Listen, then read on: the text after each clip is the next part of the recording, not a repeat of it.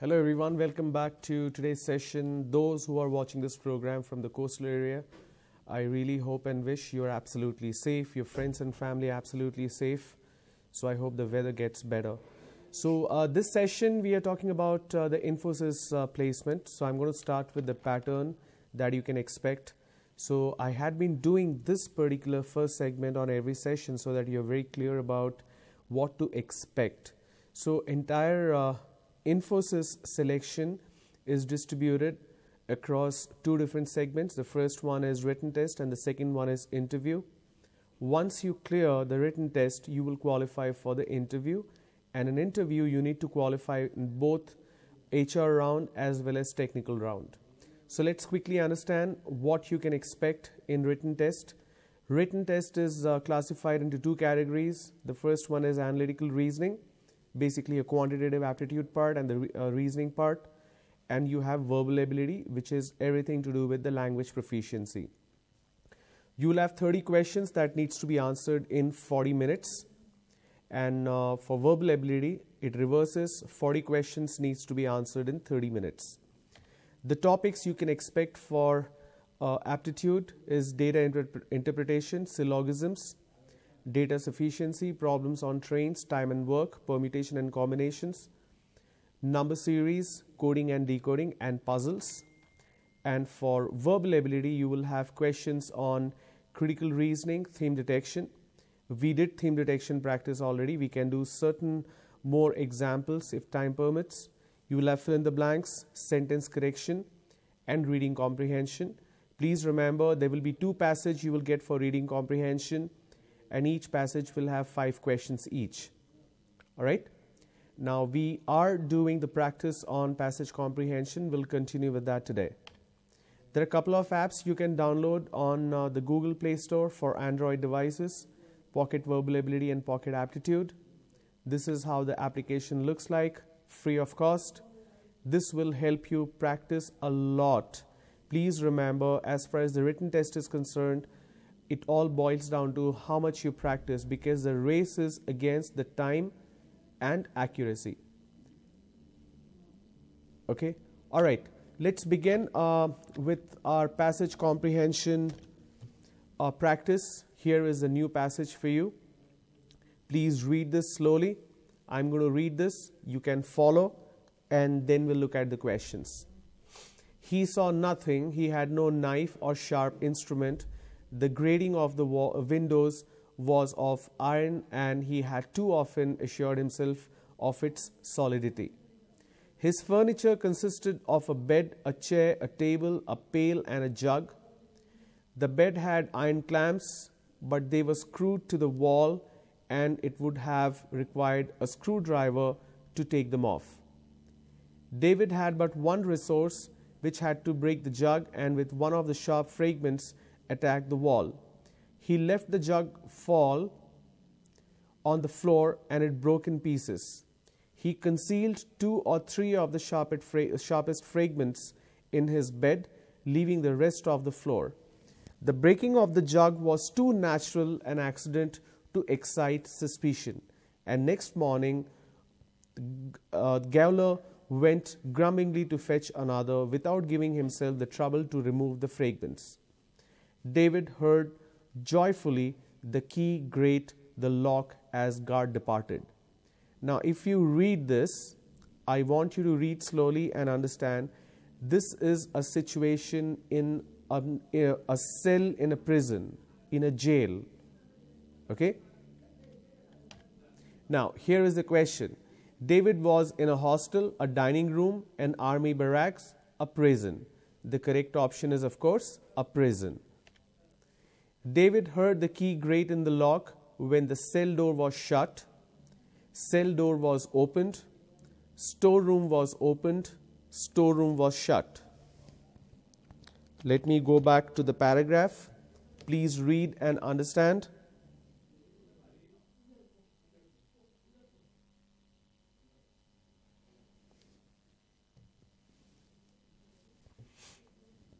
Okay, please read slowly, paragraph by paragraph. So you have the first paragraph ending here, and this is the second paragraph. There are 2 paragraphs in this particular passage. Read slowly, make points of important keywords. Now let's look at this question number 2. David heard the key grate in the lock when the cell door was shut. Cell door was opened. Storeroom was opened. Storeroom was shut. And the correct answer is when the storeroom was shut. Question 3. The guard left the fragments because he didn't notice them. Wished to punish David. Was too lazy to bother. Wanted David to clear up. Let me show you the question again. The guard left the fragments because he didn't notice them. Wished to punish David. Was too lazy to bother. Wanted David to clear up. Going back to the paragraph, I will also tell you where to find this answer. Gaoler means the person who is guarding.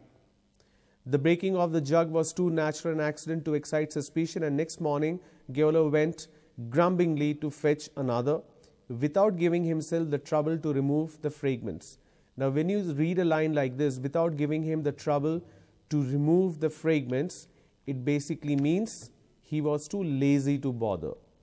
Because a jug breaking in a room is very natural and very common thing, so he didn't have any kind of suspicion, or he didn't suspect that David, the prisoner, may use the pieces of the jug to make a cut. David probably broke the jug in the morning, during the night, after breakfast, at exactly 3 p.m. Read the question again. David probably broke the jug in the morning, during the night, after breakfast, at exactly 3 p.m. Now let's look at this again.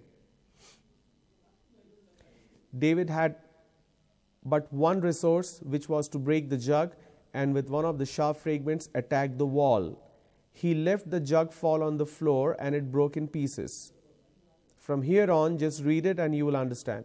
He concealed 2 or 3 of the sharpest fragments in his bed, leaving the rest on the floor. Now it says, natural accident the next morning, which means it happened when? When did it happen? Just think.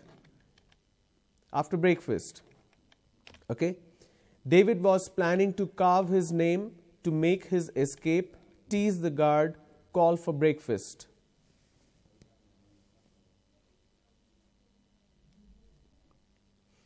David was planning to carve his name means writing the name on the wall, make his escape, tease the guard, call for breakfast. Of course, the correct answer is make his escape. Next, in the world today, we make health an end in itself. We have forgotten what health really means to enable a person to do his work and to do it well. A lot of modern medicine, let me read that again. A lot of modern medicine, and this includes many patients as well as many physicians, pay very little attention to health, but very much attention to those who imagine that they are ill. Our great concern with health is shown by the medical columns in newspapers. The health articles in popular magazines and popularity of television programs and all those books on medicine. We talk about health all the time. Yet, for the most part, the only result is more people with imaginary illness. The healthy man should not be wasting time talking about health. He should be using health for work. The work does the work that good health possible. Now, what does it mean? It's talking about certain people who keep going to doctor, who keep taking medicine, thinking that they have some problem. Now, these are the people who go to doctor and they definitely want some medicine because they have this illusion or assumption that something is not okay. Now, in olden days, even if we are unwell, if we have fever, cold or anything of that sort, we used to use a lot of home remedies, right? But in modern days, what happens, just because people have money, just because they have the access to healthcare, you will see a lot of people keeping on going to health centers or clinics. Even doctors know that A common cold can get cured in 3 to 5 days, but still people go to the doctor and ask for medicine. Now, there is no cure for common cold. When you take antibiotics, it only suppresses that particular problem. But people have the tendency of going to the doctor and spending money to buy medicine. The passage says that health is something we look at it very differently in modern days. That's why we see a lot of articles, we keep talking about it. Even doctors are aware that how people have imaginary illness. Okay, let's read this paragraph again so that we can proceed with the questions. In the world today, we make health an end in itself. We have forgotten what health really means to enable a person to do his work and to do it well. A lot of modern medicine, and this includes many patients as well as many physicians, pays very little attention to health but very much attention to those who imagine that they are ill. Our great concern with health is shown by the medical columns in newspapers, the health articles in popular magazines, and the popularity of television programs and all those books on medicine.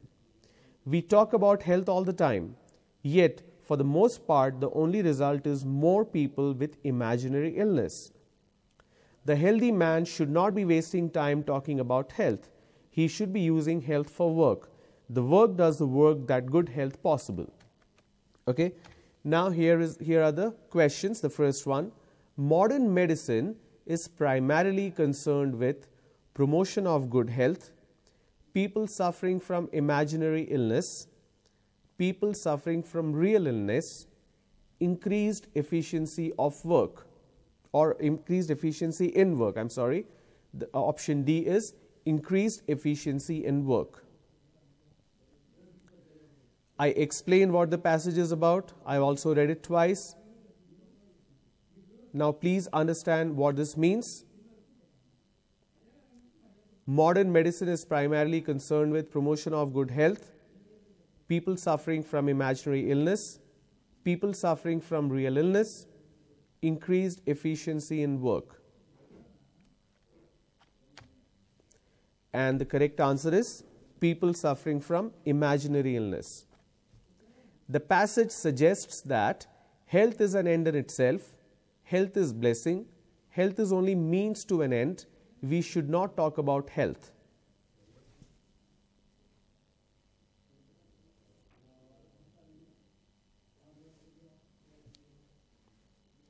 The passage suggests that health is an end in itself, health is blessing, health is only means to an end. We should not talk about health. And the correct answer is health is only means to an end. Talking about health all the time makes people always suffer from imaginary illness, sometimes suffer from imaginary illness, rarely suffer from imaginary illness, often suffer from imaginary illness. Talking about health all the time makes people always suffer, sometimes suffer, rarely suffer, often suffer from imaginary illness.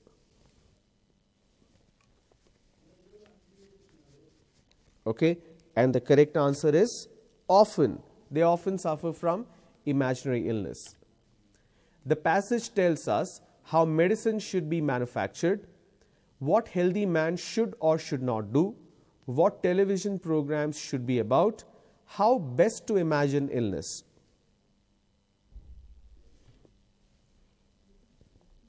The passage tells us how medicine should be manufactured, what healthy man should or should not do, what television programs should be about, how best to imagine illness. This is easy, and the correct answer is what healthy man should or should not do. A healthy man should be concerned with his work which good health makes possible, looking after his health which makes work possible, talking about health.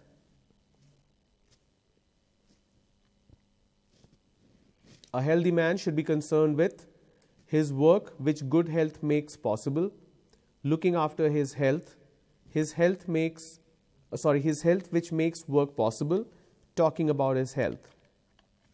The correct answer is option A, his work which good health make possible. Which means if you have good health, you can work well.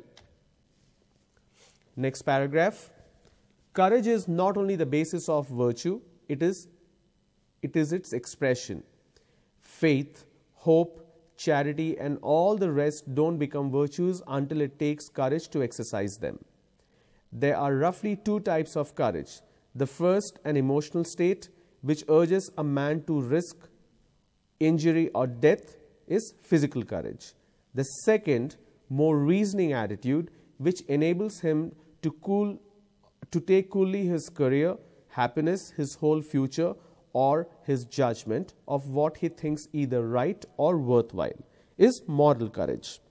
It's talking about physical strength and mental strength here, okay? I have known many men who have marked physical courage but lacked moral courage. Some of them were in high places, but they failed to be great in themselves because they lacked moral courage. On the other hand, I have seen men who undoubtedly possessed moral courage but very cautious about taking physical risk. But I have never met a man with moral courage who couldn't, when it was necessary to face a situation boldly. Courage means what? To be without fear. You must have seen a lot of people who are class toppers. It could be some of you as well. You do very well in academics, but when it comes to public speaking, when it comes to presentation, when it comes to speaking to unknown people, you are always very scared. Now, if you go to the gym and you're physically very fit, that doesn't take the fear away to speak to people, attend interviews, attend group discussions and speak to a different set of people in, say, English language. That's about the fear which is in your mind, okay? Now, courage basically means what? The absence of fear. And it's talking about two kind of people. First, who have the physical courage. For example, you have to jump a long gap, and it also needs mental courage as well as physical courage, but here it's primarily focusing on the physical strength or the physical courage. Now, people who are physically very strong and fearless, they have done well in the career, but not many people are there. But when it comes to mental strength or moral courage, these set of people have always done very well in their entire life. And if you read the last part of the passage, it says, "But I have never met a man with moral courage who couldn't, when it was necessary, face a situation boldly." Now, let's take an example. You are going on a trip and there is a long gap. Say, for example, you're crossing a field and there is a huge gap and you need to jump. Now, when you jump, you need to be physically very fit to cross that gap, that particular ditch or the hole in the ground, okay? But even if you're physically fit, mentally you need to have that strength that, yes, I can cross it. So the passage basically says, people who have physical strength may not succeed, but people who have moral strength or mental strength, they always succeed. And even if the situation is physical in nature, they still succeed because they have the mental strength. Okay? All right. Now, here are the questions. A man of courage is cunning, intelligent, curious, careful. Now, when we talk about courage, it also means intelligence. So, cunning, intelligent, curious, careful. Now, the reason the correct answer is careful, because just because you are morally courageous or physically courageous, you will not take any kind of stupid risk, right? You won't stand in front of a running train. You won't stand on the middle of the road where there is a lot of traffic. You will use your intelligence and you will be careful when to do what. So that is what it means. Physical courage is an expression of emotions, deliberations, uncertainty, defiance. Defiance means I will go against anything. I don't accept anything. I do what I feel like. So that's emotion. So physical courage is an expression of emotions. A man with moral courage can defy his enemies, overcome all difficulties, face a situation boldly, be very pragmatic. And the correct answer is face a situation boldly. Now, no matter what the situation is, they always face it. They may win or may not win, but at least they have the strength to face it. People with physical courage often lack mental balance, capacity for reasoning, emotional stability, will to fight. People with physical courage often lack mental balance, capacity for reasoning, emotional stability, will to fight.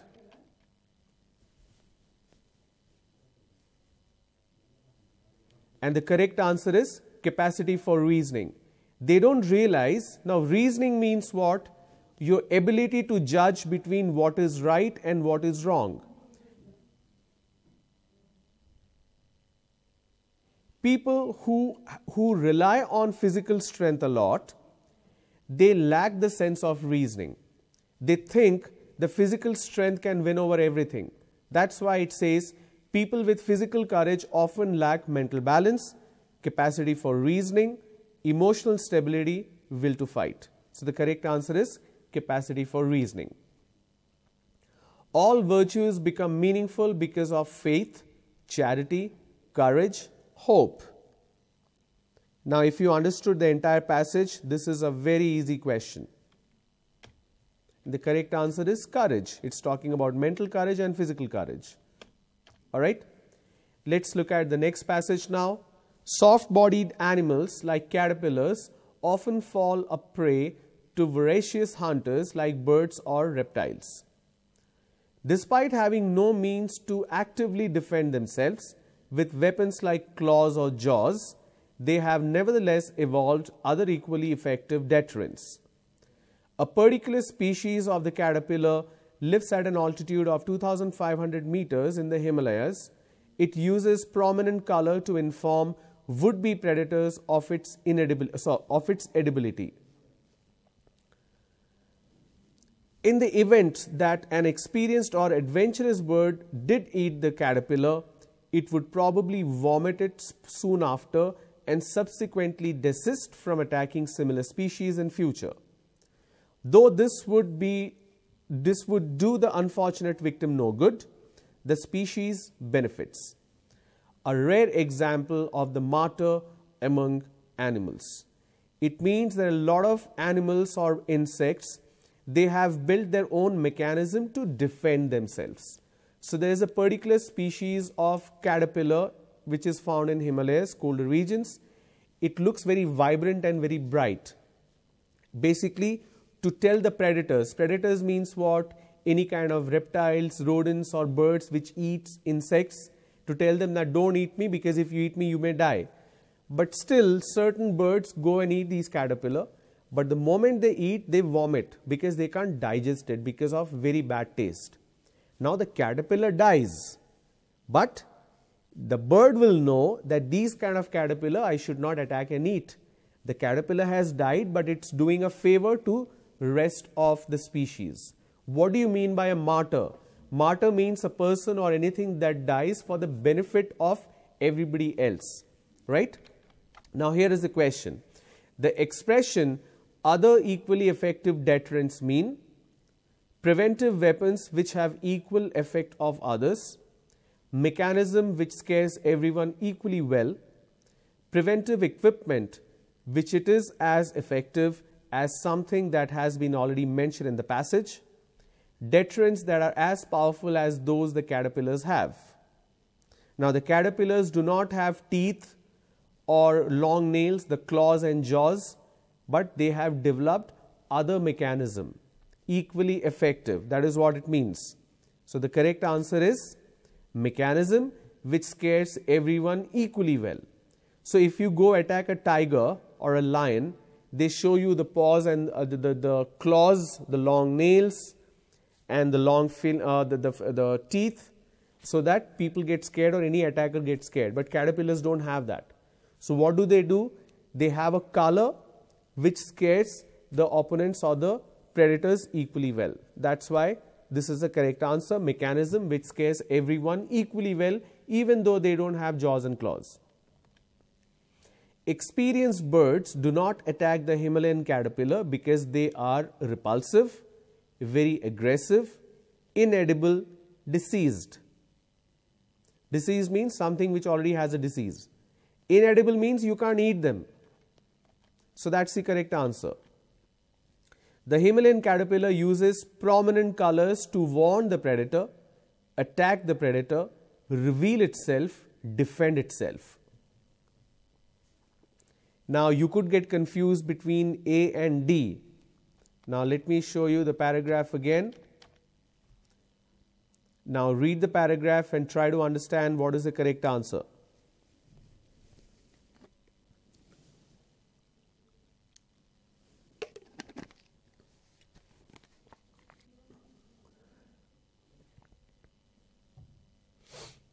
Okay. All right. The correct answer is to warn the predator. Caterpillars cannot defend themselves because they are passive animals, are lazy, cannot acquire weapons, they have no claws or jaws. Very easy question. And you know the answer. It's option D. They don't have any claws or jaws. In the context of this passage, a martyr is one who dies without putting up resistance, without any gain to oneself, while defending one's homeland to save others. Let me go back to the paragraph. Read this particular part.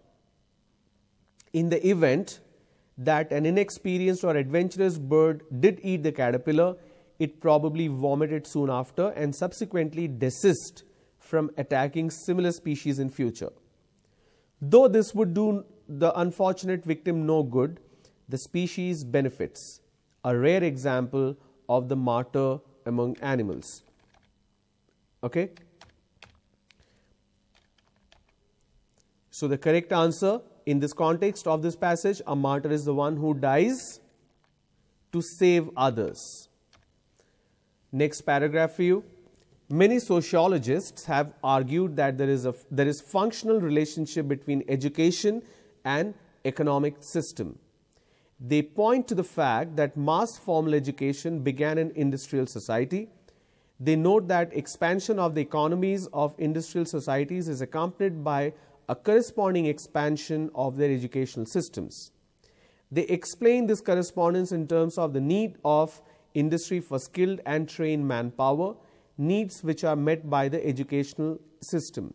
Thus, the provision of mass elementary education in Britain in 1870 can be seen as a response to the need of industry for a literate and numerate workforce at a time when industrial processes were becoming more complex and the demand for technical skills was steadily growing.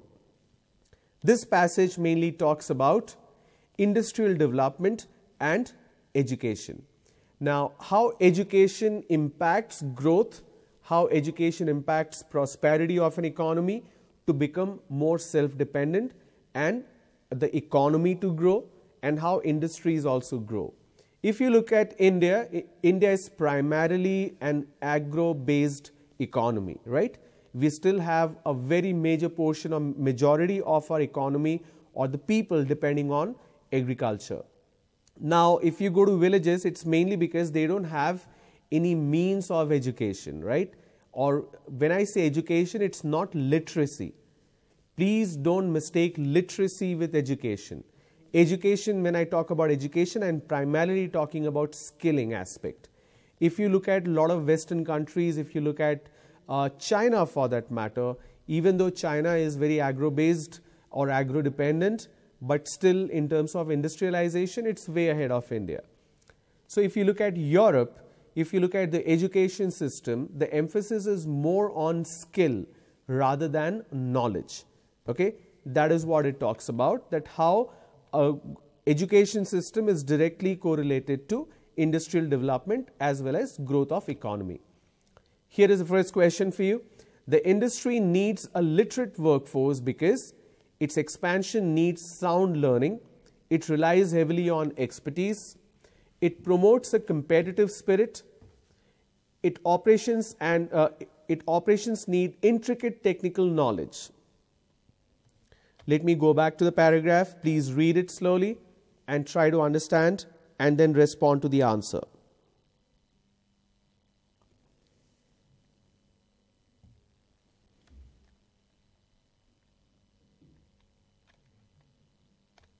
Okay. The industry needs a literate workforce because its expansion needs some learning. It relies heavily on expertise. It promotes a competitive spirit. Its operations needs intricate technical knowledge. And the correct answer is D. Its operations needs intricate technical knowledge. The author argues that formal education can be traced to industrial society. Industrial society is responsible for expansion of education at mass level. Industrial society gave rise to vocational education. Industrial society changed the pattern of education.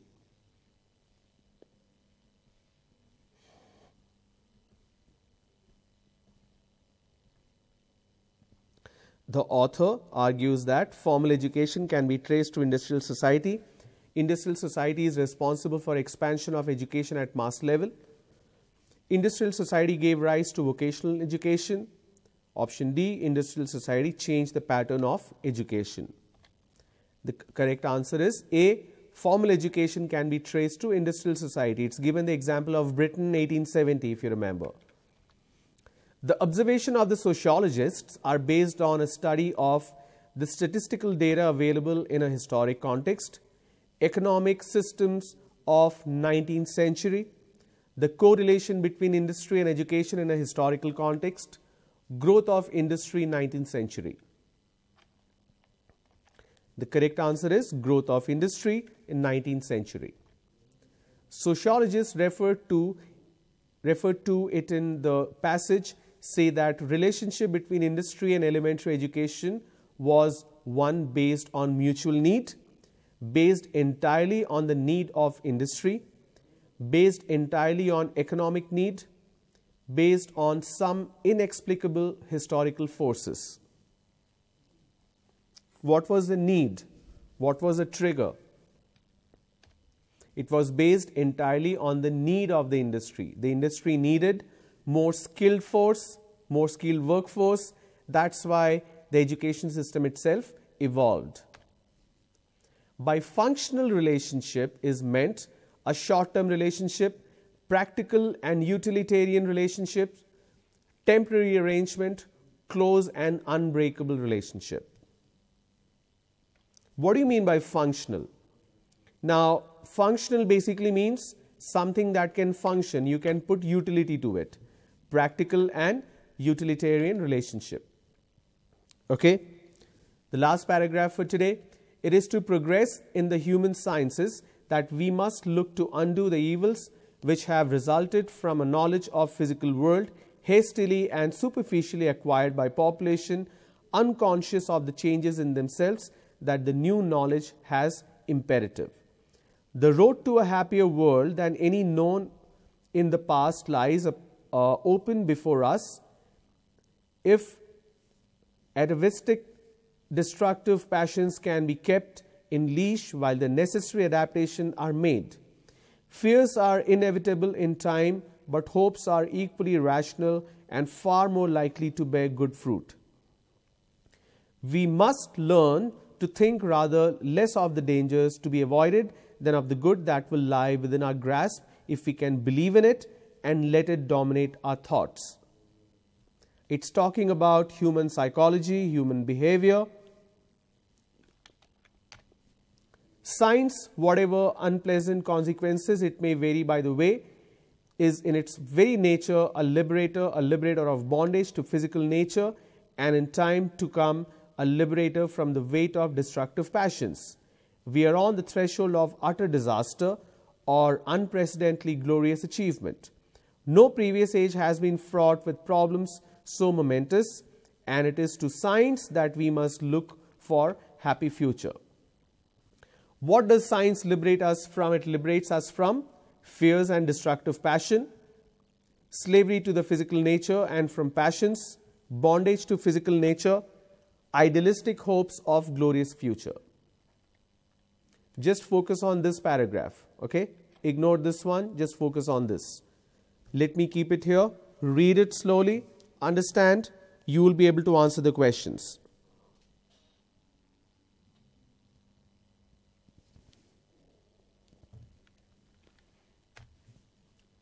The correct answer is slavery to physical nature and from passions. Should human sciences be developed because they will provide more knowledge of the physical world, make us conscious of the changing world, make us conscious of the change in oneself, eliminate the destruction caused by superficial knowledge of the physical world?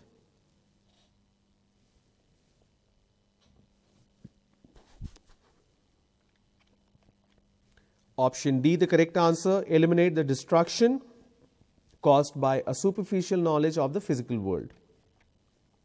If man's bestial yearning is controlled, the future will be tolerable, the future will be brighter than the present will be brighter than the future, the present will become tolerable. Tolerable means something which you can accept. And the correct answer is, the future will be brighter than the present. Fears and hopes, according to the author, are closely linked with the life of modern man, can bear fruit, can yield good results, are irrational. And the answer is, are closely linked with the life of modern man. The last one, to carve out a bright future, man should analyze dangers that lie ahead, try to avoid dangers, overcome fear and dangers, cultivate a positive outlook. And D, the correct answer, positive outlook. See, you cannot avoid danger in life. You fear because when you face danger. But if you're positive, you will know how to win these. All right? So, we looked at some 3 to 4 passages today. The app that I was talking about, try to practice as much as possible. Certain passages may seem little complex, difficult to answer questions. But please remember, the more you practice, the better it is. Tomorrow, I'll try to bring in some more passages for us for practice. You have any questions on these, please post your questions on the YouTube program or on the chat window or in the bottom comment section. I will take a look and provide you with the answers. All right? I hope this was helpful. We'll look at some more examples of passage, and tomorrow we'll also look at sentence correction, because that's one more section or sentence improvement and fill in the blanks which we need to look at. All right? Thanks for tuning in today. Stay safe. If the weather is bad, stay warm and take good care of yourself. Bye-bye.